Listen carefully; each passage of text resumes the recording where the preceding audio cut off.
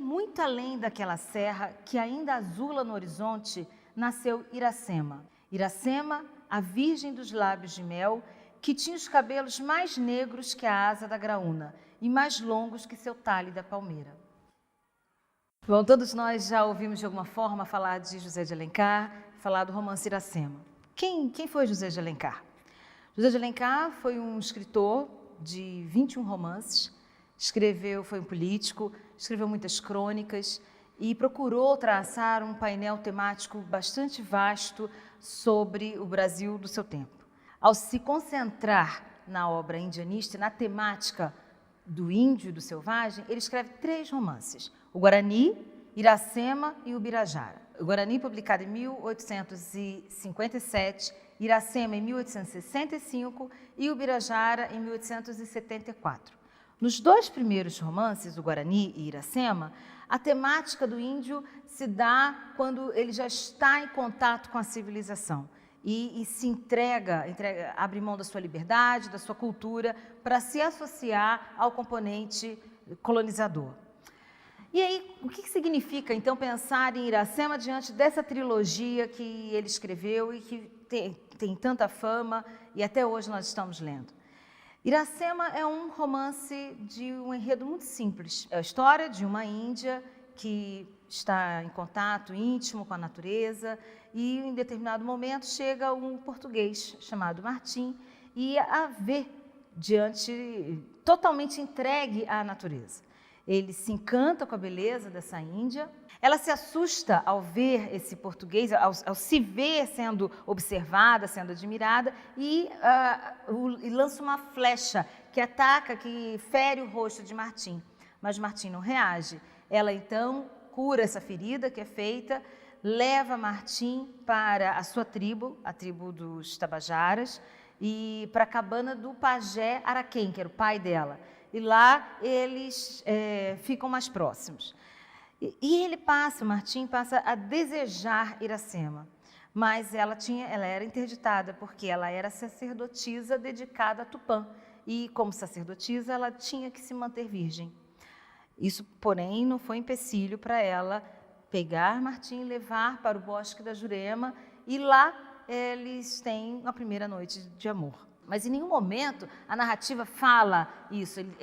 O que o narrador diz é: Tupã não tinha mais a sua virgem. Depois disso, Iracema é perseguida junto com Martim. Eles saem dessa tribo, vão para a tribo inimiga da tribo de Iracema, e lá ela passa a conviver com a tribo dos Potiguaras, que, como eu já disse, é a tribo inimiga dos Tabajaras, a tribo de Iracema. Martim se associa a Poti e dizima, derrota a tribo de Iracema. Ela assiste a derrota da sua tribo e fica sozinha, enquanto Poti e Martim saem nas lutas pelas matas.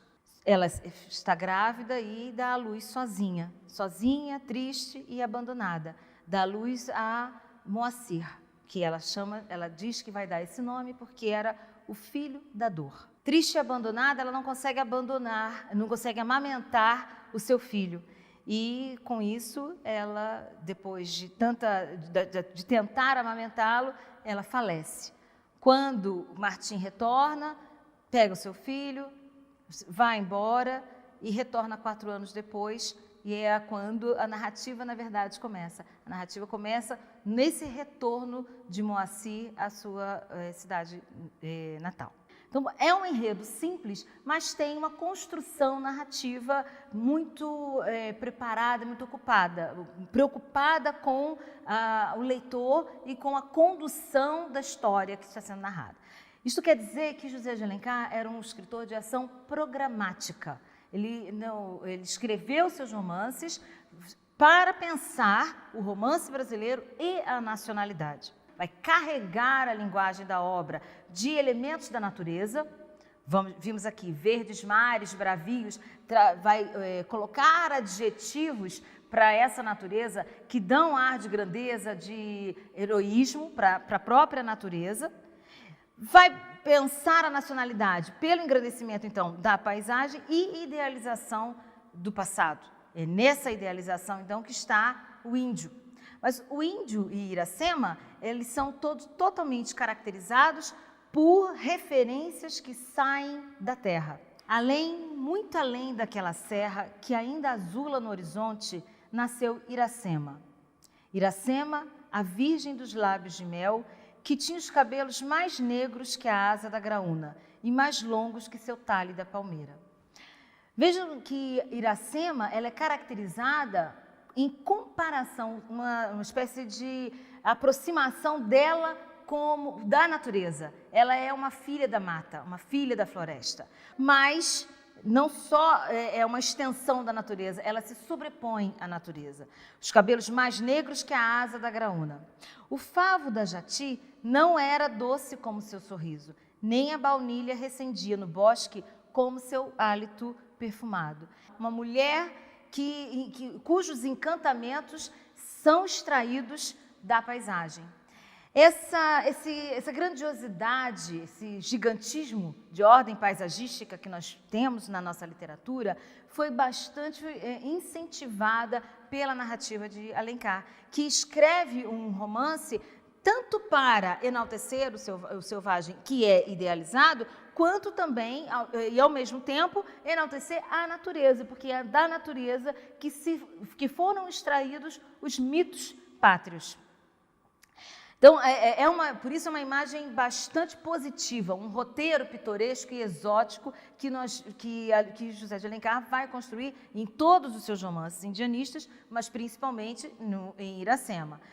Para que o leitor da sua época tivesse acesso às palavras que são extraídas da terra, ele também vai construir notas de rodapé que explicam essa natureza, que explicam a origem da palavra. Muitas dessas notas são inventadas, mas essas notas estão dialogando diretamente com a narrativa. Por quê? Porque vão oferecer ao leitor um conhecimento, um painel sobre a paisagem que é o lugar de onde saem as características do selvagem. Daí que nós temos um roteiro nacionalista a partir da natureza. O romance, por essa linguagem, foi um romance que na sua época não teve muito sucesso da crítica. Alguns críticos, principalmente de Pinheiro Chagas e críticos hoje nem tão conhecidos, diziam que Alencar tinha uma linguagem desleixada, porque ele não seguia a linguagem castiça que se desejava que um escritor fizesse. Mas ele tinha um programa que falasse diretamente com o leitor. Machado de Assis vai reconhecer o sucesso, a importância de Iracema no contexto nacionalista de construção do romance brasileiro. E Machado de Assis, então, vai dizer o seguinte: há de viver esse livro, tem em si as forças que resistem ao tempo e da plena fiança do futuro. É também um modelo para o cultivo da poesia americana, que, mercê de Deus, há de vigorar-se como obras de tão superior quilate.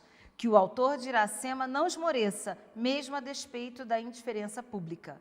Poema lhe chamamos a este sem curar de saber se é antes uma lenda, se um romance. O futuro chamar-lhe-á obra-prima. É um romance, é uma narrativa escrita em terceira pessoa, mas que tem elementos épicos, tem elementos de uma lenda. O próprio Alencar dá o subtítulo Lenda do Ceará.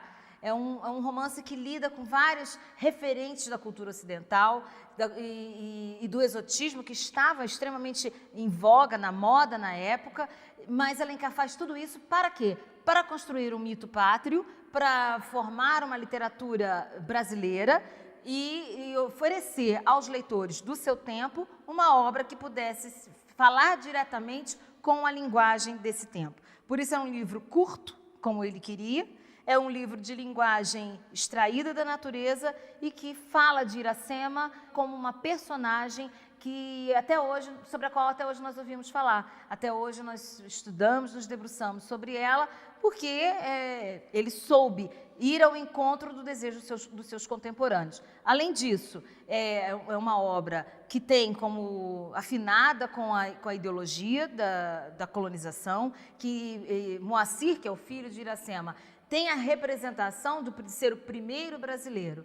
Muitos críticos, tempos depois, vão ver em Iracema o anagrama da palavra América, porque na palavra Iracema contém todas as letras da palavra América. Então, não sei se Alencar teria ou não consciência disso, eu particularmente acredito que sim, mas o fato é que dessa obra nós temos um painel pitoresco da nacionalidade, e Alencar, que era um escritor que inventava nomes, que inventava etimologia, ele sintetiza na palavra Iracema o símbolo que ele queria construir.